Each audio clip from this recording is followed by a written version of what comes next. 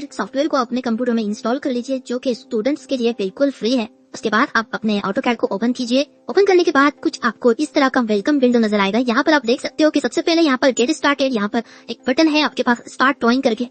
Next आप देख सकते हो कि यहाँ पर रिसेंट डॉक्यूमेंट है और यहाँ पर नोटिफिकेशन सेक्शन है। यहाँ पर 3 सेक्शन दिखाई दे रहे हैं। गेट स्टार्टेड सेक्शन, यहाँ पर हम अगर क्लिक करते हैं तो हमें एक न्यू पेज मिलता है जिसमें हम अपने AutoCAD की ड्राइंग बना सकते हैं। रिसेंट डॉक्यूमेंट्स में हम कोई भी फाइल ओपन कर सकते हैं जिसे हमने पहले से ही बना के रखा हुआ है। नोटिफिकेशन सेक्शन में आप अपने अकाउंट को ओपन कर सकते हो और अपने फाइल्स को ऑनलाइन सेव कर सकते हो। तो यहाँ पर हमें ज्यादा यूज नहीं है इसका, हम ज्यादातर रिसेंट डॉक्यूमेंट और गेट स्टार्टेड बटन का यूज करते हैं। तो चलिए मैं यहाँ पर स्टार्ट ड्राइंग पर क्लिक करता हूँ। क्लिक करने के बाद आपको यहाँ पर एक ब्लैंक पेज मिल जाएगा। तो चलिए हम AutoCAD के इंटरफेस के बारे में जानते हैं। जैसे कि आप देख सकते हो यहाँ पर हमें टाइटल बार है जिसमें AutoCAD सॉफ्टवेयर और वर्जन का नाम है।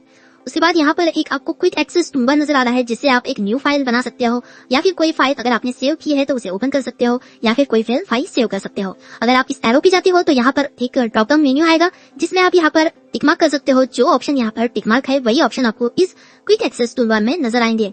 अब यहाँ पर एक इंपॉर्टेंट ऑप्शन दिखता है आपको, वर्क स्पेस और यहाँ पर शो मेन्यू। ये दोनों ऑप्शन बहुत ही ज्यादा यहाँ पर यूज होते हैं। अगर मैं यहाँ पर वर्क स्पेस पर क्लिक करता हूँ तो आप देख सकते हो कि यहाँ पर एक और ऑप्शन ऐड हो गया है, ड्राफ्टिंग एंड एनोटेशन। अगर आपको 2D वर्क करना है तो ड्राफ्टिंग एनोटेशन वर्क स्पेस का यूज करना है। अगर आपको 3D मॉडलिंग करनी है तो आप 3D मॉडलिंग पर यहाँ पर क्लिक कर सकते हो, जिसकी वजह से आपको AutoCAD में 3D मॉडलिंग के लिए ऑप्शंस प्रोवाइड हो जाएंगे, जिसके बारे में हम लोग बाद में जानेंगे। यहाँ पर ड्रॉप डाउन मेन्यू पे एक और ऑप्शन है, यहाँ पर शो मेनू बार। अगर आप इस पर क्लिक करते हो तो एक मेनू बार आपको यहाँ पर शो हो जाएगा। आप देख सकते हो फाइल, एडिट, व्यू, इंसर्ट। हमारे AutoCAD की मैक्सिमम सभी कमांड यहाँ पर अवेलेबल होते हैं। आपको कोई भी कमांड AutoCAD में यूज करना है तो आप इस मेनू बार में यूज कर सकते हो। जैसे कि देख सकते हो यहाँ पर ड्रॉ टूलबार है। अगर क्लिक करता हूँ मैं यहाँ पर तो यहाँ पर लाइन, रे कमांड, आपको कुछ भी ड्रॉ करना है आप यहाँ पर ड्रॉ टूलबार से ले सकते हो। उसके बाद डायमेंशन टूलबार, जैसे कि हमें डायमेंशन डालना है अपने ड्राइंग में तो आप यहाँ पर डायमेंशन टूलबार से इस ऑप्शन यूज कर सकते हो।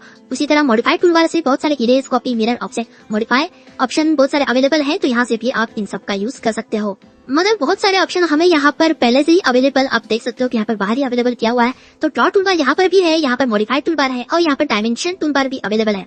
इसलिए हमें मेन्यू बार की ज्यादा जरूरत नहीं पड़ती, मगर अगर कभी हमें पड़ती है तो हम इसका यूज कर सकते हैं। यहाँ पर हम लोग होम ऑप्शन पे है, यहाँ पर होम पैनल बोलते हैं इसे, और ये जो एरिया है हमारा उसको हम लोग रिबन बोलते हैं। तो इस रिबन में अलग अलग यहाँ पर draw toolbar, modify toolbar, annotation toolbar, layers toolbar, block toolbar और प्रॉपर्टीज टूलबार यहाँ पर अवेलेबल है। और भी बहुत सारे टूलबार्स हैं जिसके बारे में हम लोग इस वीडियो में देखेंगे।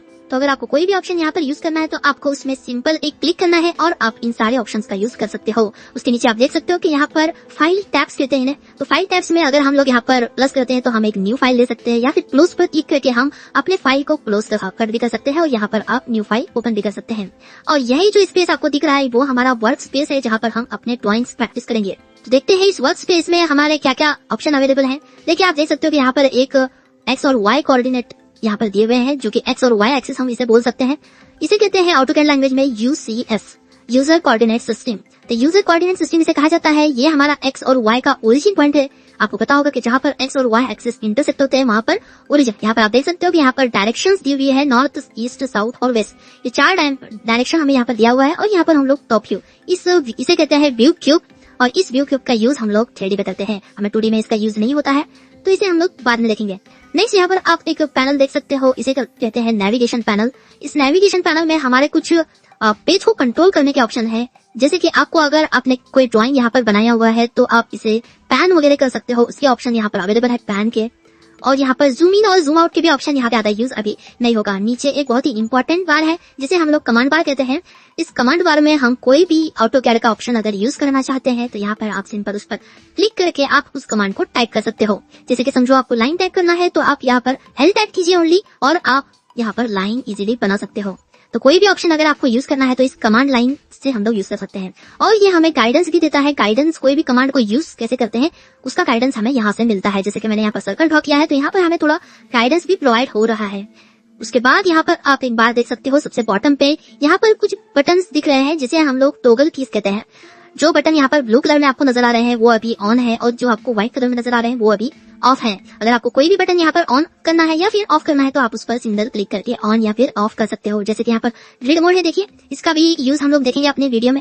और यहाँ पर एक क्रॉस साइन नजर आ रहा होगा, इसे कहते हैं कर्सर। तो ये जो कर्सर हमें नजर आ रहा है उसमें 2 पार्ट होते हैं। जो बीच का बॉक्स नजर आ रहा है उसे हम टिक बॉक्स कहते हैं, जिसका यूज हम सिलेक्शन के लिए करते हैं। और आपको एक क्रॉस नजर आ रहा होगा, इसे हम क्रॉस हेयर कहते हैं।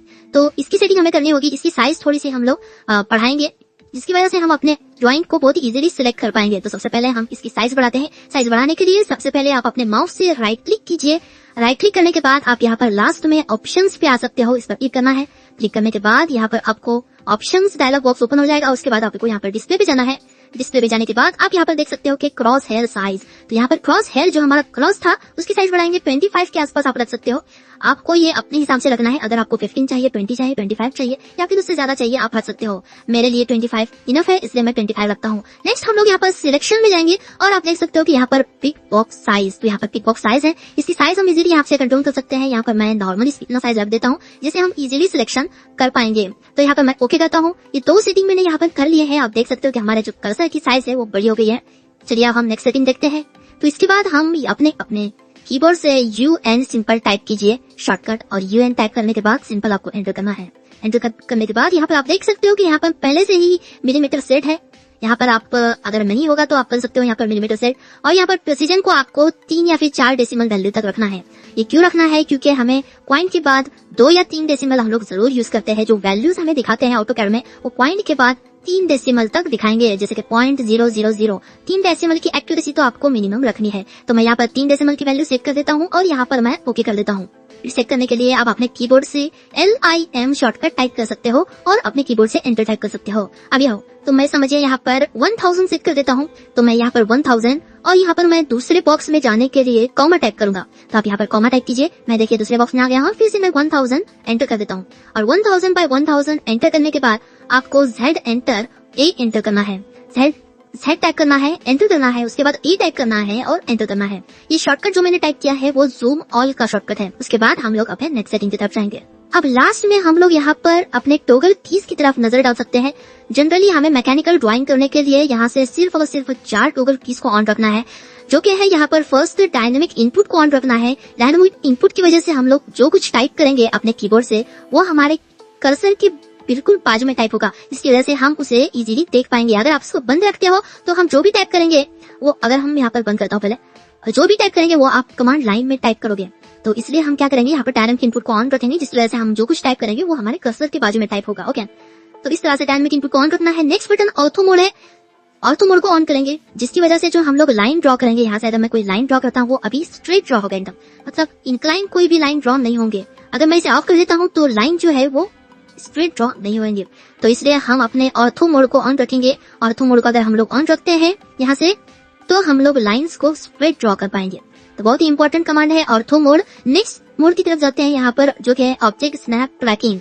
यहाँ पर ऑब्जेक्ट स्नैप ट्रैकिंग को आपको ऑन रखना है, जिसकी वजह से हम लोग अपने स्नैप पॉइंट्स को ट्रैक कर सकते हैं। जैसा कि आप देख सकते हो कि यहाँ पर मैंने एक पॉइंट को ट्रैक किया है, इसका बहुत यूज करते हैं हम लोग, इसलिए आपको इस ऑब्जेक्ट स्नैप ट्रैकिंग को भी ऑन रखना है। और उसके बाद आपको यहाँ पर ऑब्जेक्ट स्नैप को भी ऑन रखना है। ऑब्जेक्ट स्नैप का काम होता है कि आप अपने पॉइंट्स को शो कर पाए या फिर ट्रैक कर पाए। यहाँ पर देखिए मुझे एंड पॉइंट शो कर रहा है लाइन का, और यहाँ पर भी एंड पॉइंट शो करेगा।